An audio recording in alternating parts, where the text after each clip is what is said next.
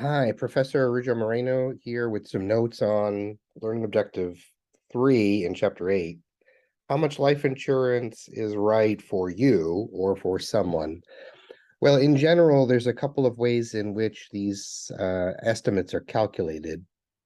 The first and the simplest one is something called a multiple of earnings method, which basically takes your annual salary and multiplies it by a factor of a number of years you think you might need coverage. So, for example, if you make $100,000 and you feel as though 5 times that amount would be enough to carry your dependents through until they become independent, well, then 100,000 times 5 means you'll probably need about a $500,000 life insurance coverage. So that's one way of doing it, and it's a decent estimate. A better way is something called a needs analysis method, which really kind of looks at the details. What are your needs?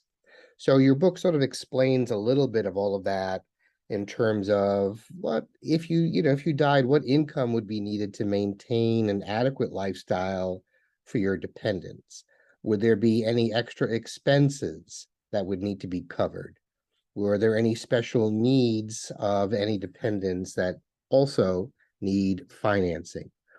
Is there any debt that would need to be paid, or anything else? So, in that sense, you make a list of your needs, right, in terms of financial needs if you were to pass. These are financial needs of your dependents. Then you basically determine what resources would be available if you did pass. Now, many people at work have a small life insurance policy through their employer. They might have other types of accidental death and dismemberment policies, from their AAA membership to anything else. So those financial resources would need to be looked at. They may already have investments. They already might have retirement funds, private investing, savings, other types of things of value that also could be used to cover these types of things. They also might qualify for Social Security survivor benefits if you do have dependents who are, a certain age, less than a certain age, and can qualify. So there could be some financial resources available already if you did pass. So you look at the needs that you have, you subtract out the resources that would be available to you or to your family upon death.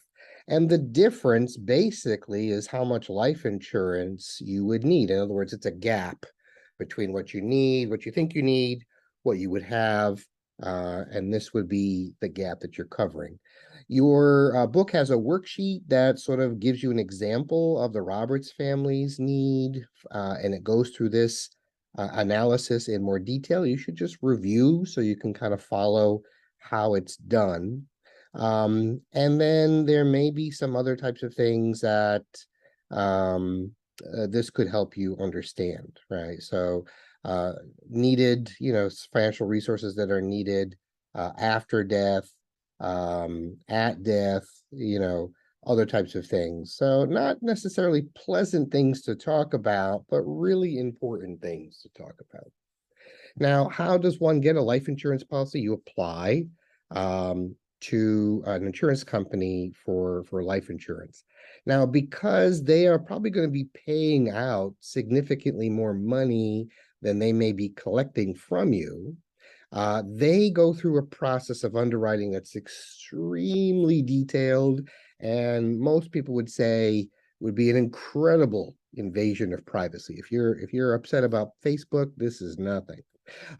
They look at every single aspect of your life, your health, your activities, your habits, anything else like this. They will look at, because what they're really trying to do, as weird and creepy as it sounds, is they're trying to determine roughly when you're going to die. Because they want to make sure they're able to collect enough money from you to pay the benefit.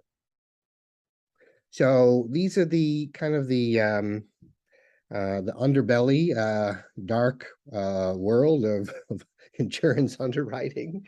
They really get into it. There are mortality tables and all those types of things that you probably would not want to spend much time looking at yourself, but they do.